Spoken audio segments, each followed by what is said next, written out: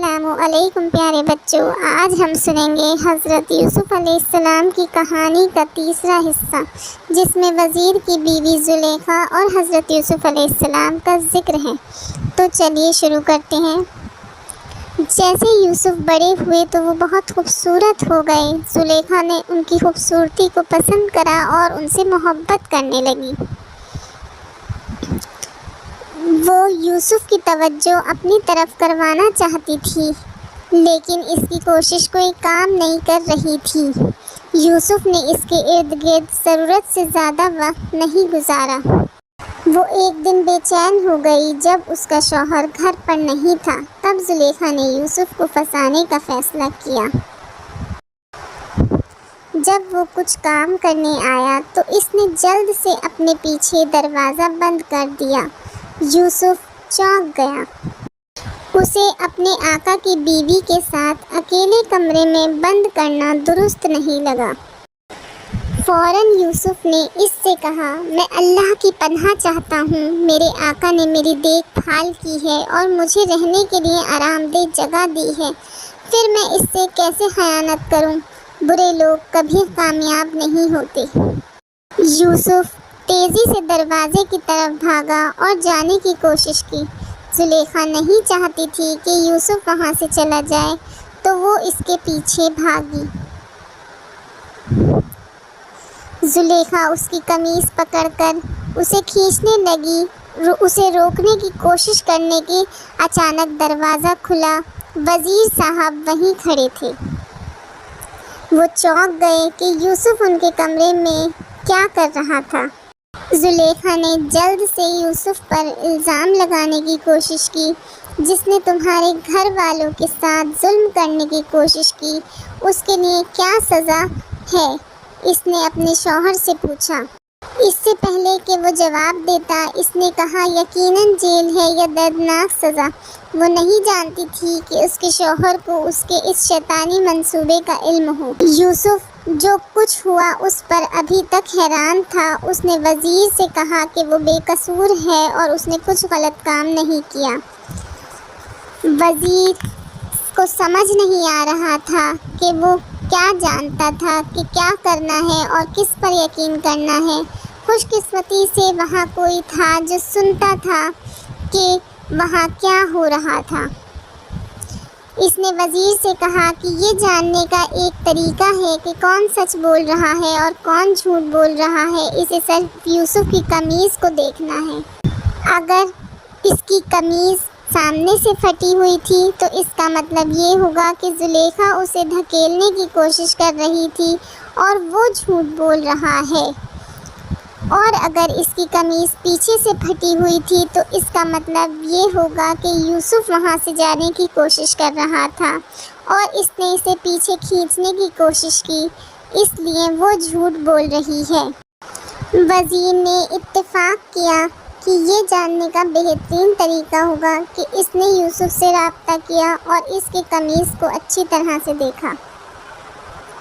یوسف کی قمیص پیچھے سے پھٹی تھی، اس کی اپنی بیوی اس سے جھوٹ بول رہی تھی اور یوسف بے گناہ تھا۔ اللہ نے وزیر کو حقیقت بتا دی اور یوسف کی عزت اور آبرو کی حفاظت کی۔ وزیر غصے سے اپنی بیوی کی طرف متوجہ ہوا، کہنے لگا، تم نے یہ منصوبہ۔ اس کے بعد وہ یوسف کے پاس گیا اور نرمی سے اس سے کہا، یوسف، بڑا کرم کسی سے اس کا ذکر نہ کریں۔ پھر اس نے اپنی بیوی کی طرف دیکھا، دونوں غصے میں تھے، اور اس نے کہا کہ تم اپنے گناہوں کی معافی مانگو۔ وقت گزرنے کے ساتھ ساتھ شہر کی کچھ خواتین نے وزیر کی بیوی اور اس نے کیا کیا تھا کے بارے میں گپ شپ شروع کر دی۔ وہ ایسی باتیں کہتی جیسے، کیا اپنے وزیر کی بیوی کے بارے میں سنا؟ وہ اپنے نوکر یوسف سے محبت کرتی ہے۔ کیا وہ اپنا دماغ کھو چکی ہے یا وہ پاگل ہو رہی ہوگی؟ بات زلیخا تک واپس پہنچی کہ وہ کہہ رہے ہیں کہ وہ غلط تھی اور پاگل تھی۔ وہ جانتی تھی کہ اگر ان عورتوں نے یوسف کو دیکھا تو وہ اس کی حرکتوں کو سمجھیں گی اور اس پر الزام تراشی کرنا چھوڑ دیں گی۔ اس لیے زلیخا نے ان عورتوں کو اپنے گھر کھانے کی دعوت دی۔ جب وہ پہنچی تو زلیخا نے کھانا تیار کیا تھا اور اس نے ہر عورت کو کاٹنے کے لیے چھری دی۔ اس کا منصوبہ یہ تھا کہ یوسف کو کمرے میں بلائے اور دیکھے کہ ان کا کیا رد عمل ہے۔ وزیر کی بیوی نے یوسف کو اس کمرے میں داخل ہونے کا حکم دیا جہاں عورتیں کھانا کھا رہی تھیں۔ جیسے ہی انہوں نے اسے دیکھا تو وہ حیران ہو گئیں۔ حضرت یوسف علیہ السلام نے انہیں مشہور کر دیا تھا کہ اللہ کتنا کمال ہے۔ انہوں نے کہا کہ انسان نہیں ہو سکتا، یہ عظیم فرشتہ ہونا چاہیے۔ جب وہ یوسف کی تعریف میں کھوئی ہوئی تھیں، انہیں یہ احساس نہیں ہوا کہ انہوں نے کھانے کے بجائے غلطی سے اپنے ہاتھ کو چاقو سے کاٹ لیا تھا۔ زلیخا کا منصوبہ کام کر گیا تھا۔ زلیخا مطمئن تھی کہ عورتوں نے جو کیا تھا وہ اب سمجھ گئی تھی کہ زلیخا اس سے محبت کیوں کرتی تھی۔ زلیخا نے ان سے کہا کہ تم مجھے الزام دیتی تھی، دیکھو تم نے اپنے ہاتھ کے ساتھ کیا کرا ہے۔ اس وقت اگر اس نے میری بات نہیں مانی تو اسے جیل جانا پڑے گا اور ذلیل کیا جائے گا۔ اس نے اپنے سزا دینے کی دھمکی دیتے ہوئے کہا۔ بلا شبہ یوسف ایک نیک نبی تھے، وہ ایماندار تھے اور اللہ سے ڈرتے تھے۔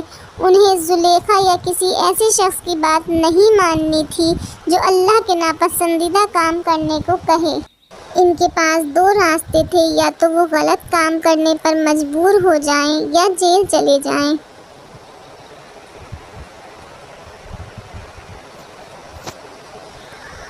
ہم سب کے پاس اس زندگی میں انتخاب ہوتا ہے اور ہمیں ہمیشہ بہترین فیصلہ کرنے کی کوشش کرنی چاہیے جو اللہ کے نزدیک سب سے پہلے ہو۔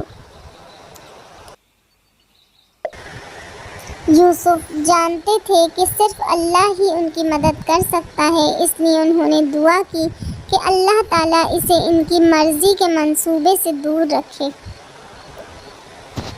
میرے آقا، میں جیل جانے کو ترجیح دیتا ہوں۔ وہ کام جو غلط ہے اس سے مجھے دور رکھیں۔ یوسف نے دعا کی۔ جو کچھ ہوا اس کے بارے میں گپ شپ پھیلنی شروع ہو گئی تھی۔ یہ مصر کے وزیر کے لیے انتہائی شرمناک تھا۔